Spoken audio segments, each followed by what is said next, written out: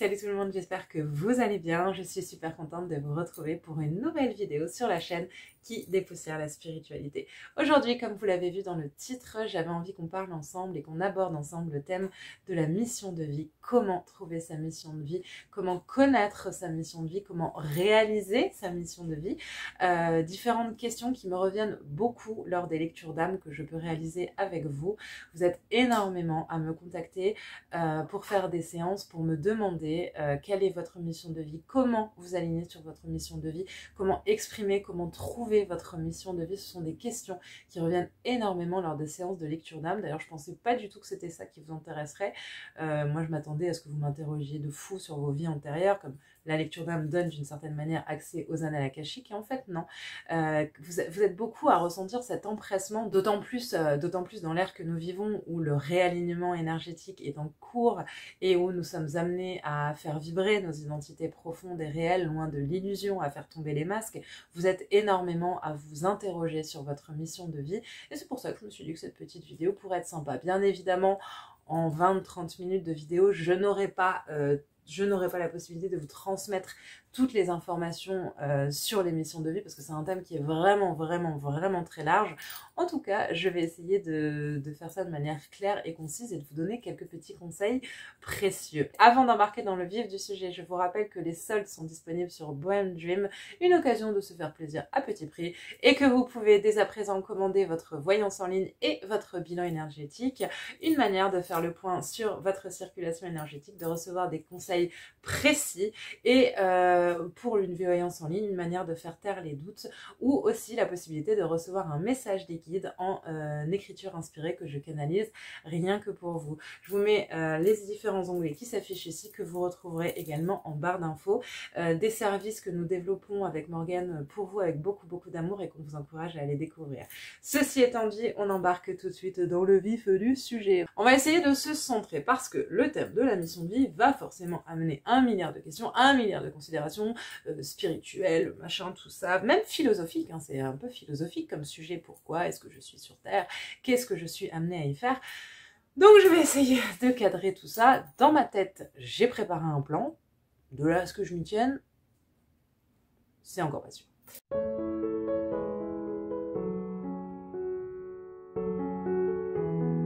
La mission de vie, en fait, c'est ce que vous avez décidé d'expérimenter, en gros, d'expérimenter sur Terre. Il y a 1 an de ça, ouais, ça fait 1 an maintenant, je vous avais fait une vidéo sur le contrat d'âme. Le petit i s'affiche juste ici. Mission de vie et contrat d'âme, en général, ça va un petit peu s'entremêler, c'est des petits fils qui vont se mettre un petit peu ensemble. Si vous ne savez pas ce qu'est un contrat d'âme, je vous invite à regarder la vidéo qui s'affiche juste ici. Je pense d'ailleurs que je vous refilmerai une vidéo sur le sujet. Une mission de vie, voilà, c'est qu'est-ce que je suis en tant qu'âme, en tant qu'être spirituel incarné dans la matière. J'ai choisi de venir me réincarner sur Terre, d'accord, encore une fois, parce qu'on n'en est pas à nos premières incarnations. Et bien, pourquoi est-ce que je suis revenue? Je suis revenue pour remplir une mission. Une mission de vie, ça peut être très vague. C'est pas ta mission de vie, c'est en général une mission de vie, c'est pas mec, tu vas partir en Inde et puis tu vas aller sauver, tu vas aller faire en sorte que les enfants soient moins exploités. Ou on va te mettre dans la forêt en Amazonie, et la forêt amazonienne, et puis tu vas faire en sorte qu'elle soit moins détruite. Ça, c'est une interprétation d'une mission de vie. Une mission de vie, en général, c'est beaucoup plus global. Ça peut être... votre mission de vie, ça peut être tout simplement répandre l'amour. Alors oui, vous allez me dire, mais qu'est-ce que c'est que ça? Mais oui, ça peut être une mission de vie. Répandre l'amour où vous êtes, répandre l'amour autour de vous, répandre l'amour sous toutes ses formes. L'amour dans sa forme la plus pure, je vous le précise tout de suite avant que on me parte dans de mauvaises considérations. Votre mission de vie, ça peut être aussi apporter la guérison. Apporter la guérison, c'est vague, hein, parce que pour apporter la guérison, on peut très bien devenir médecin, infirmière, être soignante, travailler dans le médico-social, on peut aussi être naturopathe, comme on peut être énergéticien, comme on peut être chaman. Vous voyez, donc la mission de vie, c'est un thème global, et ensuite l'âme va prendre en compte tous ses savoirs, toutes ses expériences pour ensuite pouvoir l'affiner. Votre mission de vie, ça peut être aussi prendre soin de la planète, défendre la planète, aider les gens à se reconnecter à la nature. Pour ça, vous pouvez très bien avoir une vie très ancré dans la matière en étant secrétaire de direction ou autre chose, et ou prof ou je ne sais quoi, et avoir un intérêt très important, une espèce de passion pour la nature, ce qui fait que dans votre temps libre, vous vous engagerez pour une association, vous créez une association, vous irez souvent dans la forêt, vous parlerez à vos amis des bienfaits des plantes au naturel, vous irez nettoyer la forêt, vous partirez en voyage dans des lieux emplis de nature dont après vous parlerez à vos proches, dans des lieux emplis de nature. C'était pas très clair, mais je pense que vous avez compris, dans des lieux particuliers, dans des lieux aux énergies telluriques naturelles un petit peu particuliers, c'est ça que je voulais dire. Et donc, une mission de vie, c'est un thème très large qui nous appartient ensuite de comprendre et d'affiner.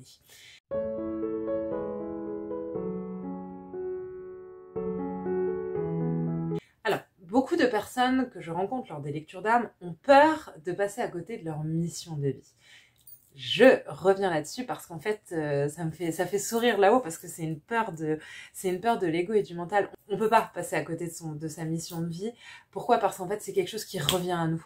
Vous auriez beau vous éloigner complètement de la personne que vous êtes, vous désaligner énergétiquement complètement, vous lancer dans un truc qui est complètement pas vous pour vous prouver quelque chose ou parce que vous avez été déçu de quelque chose, il y a toujours un rappel de votre âme. Il y a des moments où votre âme, elle va revenir et elle va dire « Qu'est-ce que tu fais ? Viens, retourne là-bas, c'était bien. » Et « Ah non, je reste là. » Mais non, retourne là-bas. Et puis au final, c'est l'âme qui gagne dans les cas-là, c'est pas l'ego.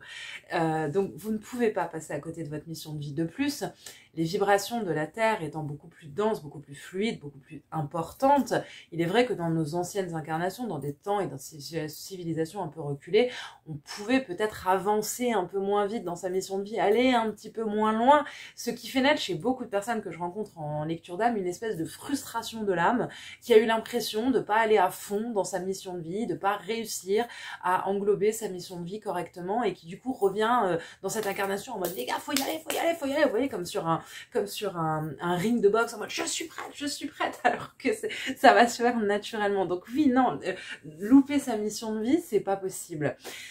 C'est pas possible. Pourquoi? Parce que c'est quelque chose qui est tellement ancré en nous, tellement naturel et tellement dans nos énergies primaires, dans notre cœur, dans notre âme, que passer à côté, c'est pas possible. D'une manière ou d'une autre, vous réaliserez toujours 15, 20, 30, 50, 40, 60% de votre mission de vie. Est-ce qu'on peut remplir à 100% sa mission de vie? En toute sincérité, je pense pas, parce que étant humain, nous avons forcément nos limites, et puis une action amène toujours une autre action, et puis il y a la pyramide de Maslow, on peut, pas avec les besoins, avec nos envies et notre volonté d'aller plus loin, c'est toujours aussi le cas, on peut toujours faire plus, on peut toujours aller plus loin, pour autant, toutes les actions qu'on mettra en place seront déjà parfaites.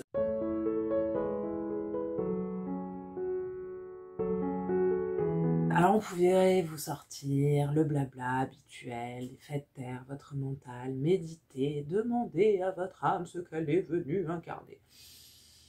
Bref, je suis pas sûre que ce soit très simple pour avoir les réponses. Je pense qu'il y a une solution beaucoup plus simple, beaucoup plus rapide, accessible à tout le monde et qui vous prendra, allez, 10 minutes top chrono. Attention, spoiler, elle va vous dire comment trouver votre mission de vie. Non, je pense qu'en fait, il faut se reconnecter à son enfant intérieur, plus particulièrement, je vais même le dire différemment, reconnectez-vous à vos rêves d'enfant. Posez-vous la question, qu'est-ce que vous aviez envie de faire quand vous étiez enfant? Quels étaient vos rêves quand vous étiez enfant? Quel était le métier de rêve que vous vouliez faire quand vous étiez enfant? En dehors peut-être de celui d'être, parce qu'on passe tous la phase où on a envie d'être acteur, chanteur, comédien.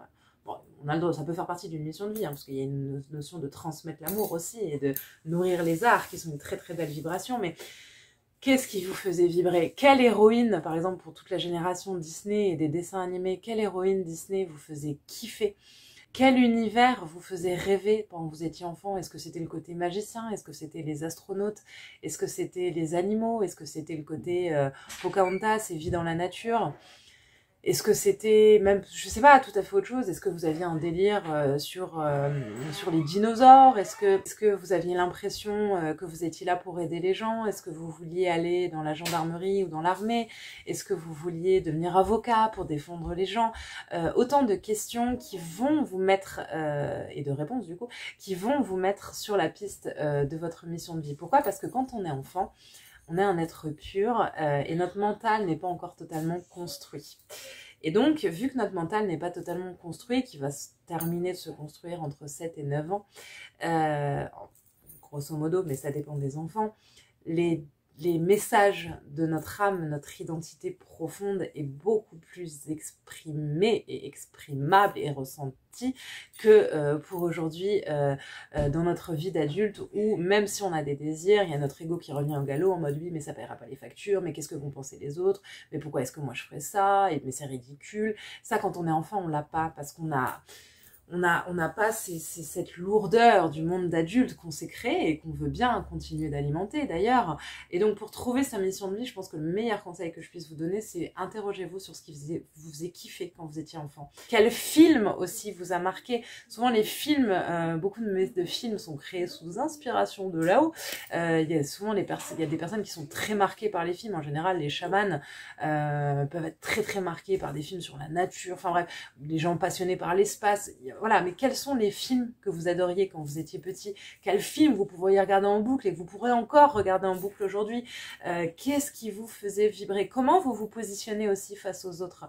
Est-ce que vous étiez un enfant qui avait des facilités relationnelles, qui percevait le monde adulte de manière positive, ou est-ce qu'au contraire, vous aviez des difficultés relationnelles, vous étiez plutôt introverti, le monde des adultes vous faisait peur? Autant de questions aussi qui vont vous amener à comprendre un petit peu l'identité, votre identité.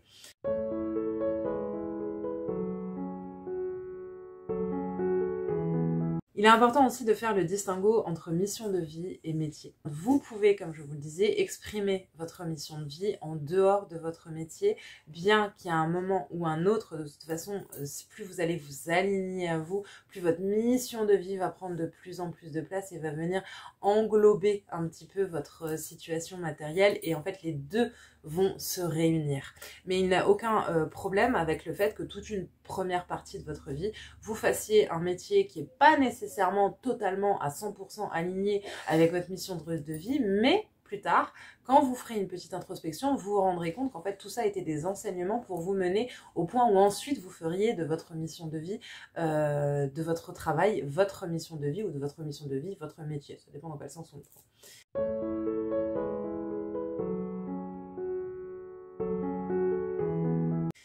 Alors, est-ce que tout le monde a une mission de vie? Oui, bien sûr. Il n'y a pas des oubliés là-haut, ça n'existe pas. C'est pareil, il n'y a pas des gens qui sont plus aimés par là-haut que d'autres. Non, nous sommes tous à égalité et égaux et aimés et soutenus de la même manière. Donc oui, on a tous des missions de vie, on a tous une mission de vie à remplir, et c'est magique de se dire ça, parce qu'on se dit, mais si j'ai une mission de vie, c'est que j'ai un but. Si j'ai un but, si j'ai quelque chose à faire, c'est que je suis pas là pour rien. Et si je suis pas là pour rien, ben, je vais me relever les manches et puis je vais aller à la découverte de ce pourquoi je suis fait.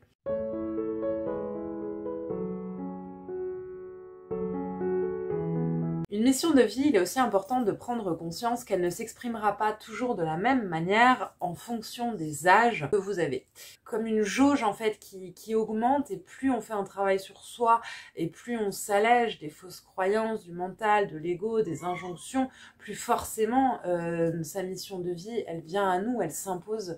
La mission de vie, elle vient à nous et elle s'impose. Vous pouviez, par exemple, je pense à ça parce qu'il y a ma petite Lady qui est là, si vous avez comme mission de vie de travailler avec les animaux, ça peut être ça, peut-être que pendant toute une partie de votre vie, n'est-ce pas Lady, vous allez travailler avec les animaux, mais à titre personnel. Vous allez recueillir des animaux, vous allez recueillir des animaux, vous allez attirer à vous des animaux partout où vous irez. Et puis après, petit à petit, un jour, les choses vont venir, l'éveil, l'intuition, le bien-être, l'alignement sur soi, non pas la plante. Et puis vous passerez à un stade supérieur, c'est-à-dire que vous vous inscrirez dans une association, ou vous serez bénévole à la SPA, ou... Vous voyez, et puis après, peut-être que dans 10 ans, vous en viendrez à faire des communications animales, ou, je sais pas moi, des soins énergétiques sur les animaux. Tout est possible, en fait. Tout est possible, et la mission de vie, c'est un peu comme la feuille de route de votre incarnation. C'est une feuille de route qui vous tend un peu, qui vous parle un peu des routes à prendre, des domaines, du chemin à emprunter. Mais n'oubliez pas qu'après, vous êtes guidé dans votre mission de vie, vous êtes soutenu parce que l'univers a besoin que vous remplissiez votre mission de vie parce que on travaille de concert avec l'univers. C'est pas nous d'un côté et l'univers de l'autre, c'est l'univers et nous ensemble. Et donc du coup, l'univers vous aidera forcément dans la réalisation de votre mission de vie et vous amènera sur cette feuille de route à prendre des fois une bifurcation à droite, une bifurcation à gauche pour avoir des enseignements, des leçons, des apprentissages et vous amènera peut-être même à expérimenter votre mission de vie, à l'exprimer d'une manière que vous n'auriez pas du tout envisagée et c'est ça qui est très beau. Je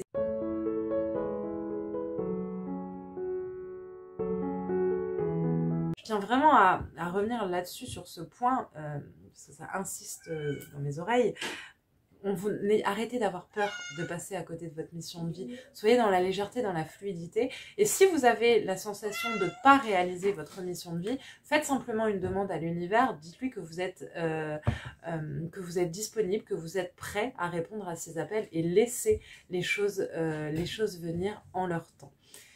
L'une de vos missions de vie, ça peut être aussi pour certaines âmes qui ont choisi, il y a des âmes qui choisissent de se mettre au service du collectif et d'autres qui ont peut-être vécu des incarnations par le passé un peu lourdes et qui viennent expérimenter dans cette vie quelque chose de plus personnel qui en final agira aussi sur le collectif puisqu'en s'allégeant de leurs blessures, elles allègent la terre et l'univers et les énergies environnantes de leurs blessures.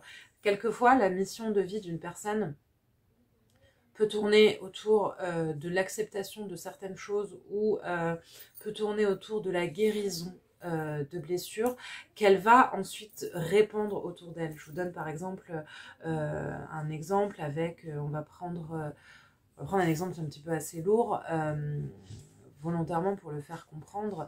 Par exemple, une femme qui aurait été victime d'abus, de violence dans son enfance, ça peut faire partie de sa mission de vie si en fait ça l'amène à plonger en elle, à guérir, à se poser plein de questions et ensuite elle va l'expanser et peut-être qu'elle en fera quelque chose, qu'elle en écrira un livre, qu'elle en fera des témoignages, enfin voilà, il y a quelquefois la mission de vie passe par une guérison personnelle. Même souvent, mais il y a ce cas-là de ces âmes qu'on me montre qui sont un petit peu plus centrées sur le personnel parce qu'elles ont ce besoin de guérir quelque chose, de comprendre enfin ce en quoi constitue l'incarnation sur Terre parce que ce sont des âmes qui ont eu des expériences un petit peu lourdes, donc leur mission de vie va être un petit peu moins lourde à porter, ce sera un peu moins tonitruant, ce sera une mission toute cool avec des beaux cadeaux à la clé, mais qui en même temps amènera un gros travail sur soi. Qu'est-ce qu'on pourrait encore rajouter sur les missions de vie, comment trouver sa mission de vie? On me parle des synchronicités, de faire confiance à la vie, de rester ouvert aux possibilités. Souvent j'ai des personnes qui ont des projets dans leur vie, alors des projets globaux, des projets importants. Je parle pas de partir en voyage dans 3 semaines ou de s'acheter une robe pour aller à tel repas au resto. Je parle de projets un peu importants, des projets de se lancer à leur compte, des projets de changer de région pour aller vivre ailleurs, des projets, voilà.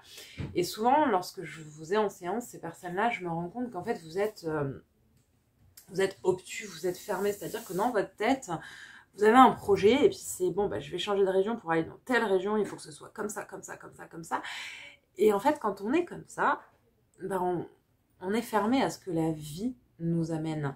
Et s'ouvrir aux synchronicités, c'est laisser la vie prendre le dessus, laisser l'intelligence de la vie, la force de la vie prendre le dessus et nous permettre de nous lancer des appels, de répondre à nos demandes, à nos appels. Parce que la vie, comme je le disais, comme je le dis beaucoup à ces personnes qui sont trop obtus dans un sens du projet ou dans l'autre, la vie a bien plus d'intelligence. Elle vous monte ses fesses. La vie a bien plus d'intelligence que vous et elle saura vous amener au bon endroit et surtout elle saura vous surprendre. Et c'est ça qui est très beau et je pense que pour trouver ce que les guides essaient de me montrer, pour trouver sa mission de vie, il est important de se laisser surprendre et aussi, de ce que l'on me dit, de laisser de côté ce que l'on pense de soi. Parce qu'on a grandi, on a été élevé, on a vécu des choses qui font qu'on pense qu'on est telle ou telle personne, qu'on est comme ça ou comme ci, qu'on ne sera jamais bien pour faire ci ou ça, que ce domaine-là, c'est pas pour nous. Mais au final, on n'en sait rien parce qu'on évolue, on change en permanence. Et pour trouver sa mission de vie, il est aussi important de laisser de côté toutes ces pensées de son ego. Souvent, les personnes se définissent avec ce qu'elles sont pas. C'est-à-dire, alors moi, j'aime pas ça, j'aime pas ça, j'aime pas ça, j'aime pas ça. Autant de portes qu'on ferme et qu'on laisse pas ouvertes. Je sais pas si c'est très clair ce que je vous dis. Et pour trouver, expérimenter sa mission de vie, il est important de sortir de ce côté, moi je suis pas comme ça, moi je suis pas comme ça, moi j'aime pas ça, moi je ferai jamais ça. Dès qu'on est dans les moi je, moi je ne, de toute façon c'est votre ego qui parle. Alors votre âme elle laisse faire, elle est en mode allez vas-y cocotte, éclate-toi, je sais que tu racontes de la merde, moi je vais me détendre au soleil.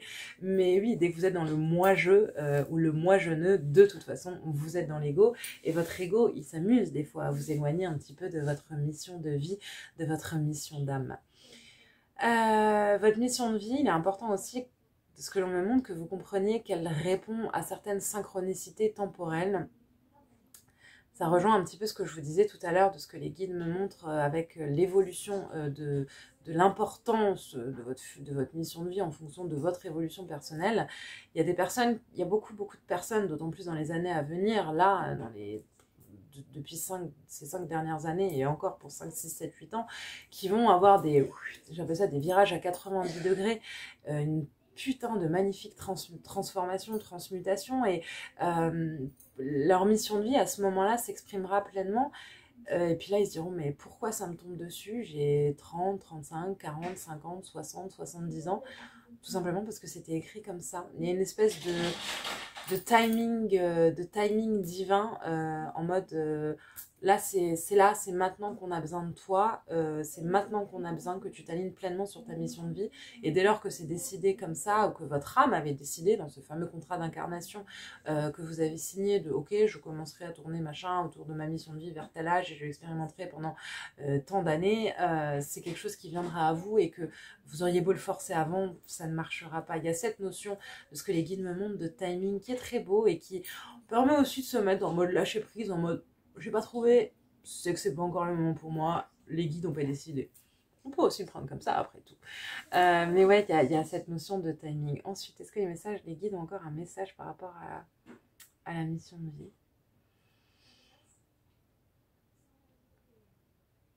Ok. Ouais, en fait, ce serait cette notion de mission de vie, elle a tendance à être prise un peu comme un carcan d'obligation. Comme je vous disais tout à l'heure, beaucoup de personnes qui ont peur de passer à côté. Et en fait, les guides me disent, mais on en entend trop peu, qu'ils le prennent comme une valse, comme un jeu. Un peu le jeu de loi. On me montre le jeu de loi où on avance un petit peu à son rythme. Des fois, on recule, des fois, on repart de 10 cases, des fois, on avance de 3. Ça doit être un jeu. C'est un jeu où, en fait, votre mission de vie, elle est là. Des fois, elle se cache un petit peu. Mais ça doit pas être pris... Ça doit pas être pris dans un sens aussi lourd, avec autant de il faut, de je dois, d'obligation, parce que c'est pas du tout l'énergie en fait qu'il faut mettre dans la mission de vie. Prenez-le comme un jeu avec la vie, un jeu avec l'univers, un jeu avec les synchronicités, un jeu avec votre âme, un jeu avec votre identité, avec vos désirs. Prenez-le avec légèreté. Dès lors que vous allez vers votre mission de vie en disant il faut que je la trouve parce que franchement moi je me réalise pas et les autres, eh ben oui regarde les autres, ça va pas. Arrêtez aussi de vous comparer. Il y en a qui vont trouver leur mission de vie à 10 ans, à un âge auquel moi les gars je joue au Pokémon sur ma Game Boy, voilà. Et puis il y en a d'autres, ils vont trouver leur mission de vie à 50, 60 ans et c'est pas grave en fait. Il n'y a rien de mal, c'est juste, tout est là où ça doit être et vous êtes à la place à laquelle vous devez être. La mission de vie, quelquefois, il est important aussi de se dire qu'elle peut être un petit peu lourde à porter. Quelquefois, on a l'impression Du moins, on a l'impression qu'elle est lourde à porter. Je vais plus le dire comme ça parce qu'en fait, on enfile, dès lors qu'on trouve sa mission de vie, dans les premiers temps où on trouve sa mission de vie, on enfile le costume du sauveur en mode ouais, mais moi je suis là pour ça. Et puis on va se disperser, on va donner beaucoup, beaucoup, beaucoup, beaucoup. Non, une mission de vie, c'est toujours à doser. Et tout ce que vous faites, chaque pas que vous faites, chaque geste, chaque pensée que vous envoyez sera de toute façon juste. Et une mission de vie, c'est pas une course en mode sprint, en mode t'arrives, t'es en mode tout étouffé. Non, c'est une course de fond où des fois même t'as le droit de marcher, de t'arrêter, de regarder le paysage ou de regarder ce que les autres sont en train de faire comme mission de vie, peut-être pour t'inspirer d'eux. Voilà, c'est pas une course de fond, c'est pas un sprint, c'est cool, c'est pas après pas et c'est surtout pas d'injonction en mode surtout il faut que je sois à fond là-dedans. Non, cool, exprime-la comme tu as envie de l'exprimer à l'instant présent. Et puis il y a des moments où tu vas l'exprimer beaucoup, tu vas faire plein de choses, et d'autres moments où tu vas te mettre un petit peu en pause. Et ça aussi, c'est normal. Et je me dirais même plus, c'est très très bien. Ouais, ne pas en faire un espèce de fardeau qu'on va placer sur ses épaules en mode je dois faire ça, c'est lourd. Non. Tu dois kiffer faire ta mission de vie. Dès lors que tu kiffes plus faire ta mission de vie ou que tu trouves que c'est lourd, je pense à mon sens que tu en fais trop et que tu as aussi besoin de trouver l'équilibre entre réaliser ta mission de vie sur l'extérieur, parce que forcément il y a la notion de l'extérieur dans la mission de vie, parce que tu donnes ou tu répands une vibration, quelque chose, et prendre soin de toi, d'accord? Ça aussi c'est super important. Nous ne sommes pas les sauveurs de l'humanité, nous ne sommes pas là pour sauver l'humanité, nous sommes là pour répondre aux missions que l'univers nous envoie à notre rythme, en fonction de nos possibilités de l'instant présent. Enfin un autre message peut-être. Faites-vous plaisir, on me dit vous trouvez votre mission de vie quand vous faites quelque chose et que vous êtes en kiff, quoi. Pas que c'est lourd, on me dit quand ils ont le sourire, quand ils font quelque chose et qu'ils sont bien, dès lors ils s'approchent de leur mission de vie. Écoutez, je pense qu'on arrive à la fin de cette vidéo qui, je l'espère, n'a pas été trop longue et qui vous amènera à réfléchir à la notion de mission de vie.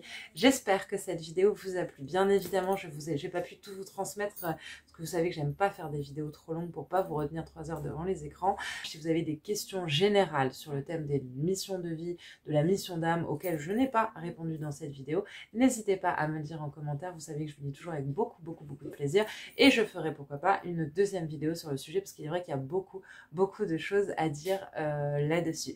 Ceci étant dit, si la vidéo vous a plu, je vous encourage à exploser le compteur des pouces bleus et à me le dire en commentaire. Si vous n'êtes pas encore abonné à la chaîne, je vous invite à le faire en cliquant juste ici. Voilà, je vous envoie comme toujours une multitude de pensées lumineuses, bienveillantes et remplies d'amour. Et je vous dis à très très vite pour de prochaines vidéos. Bye bye.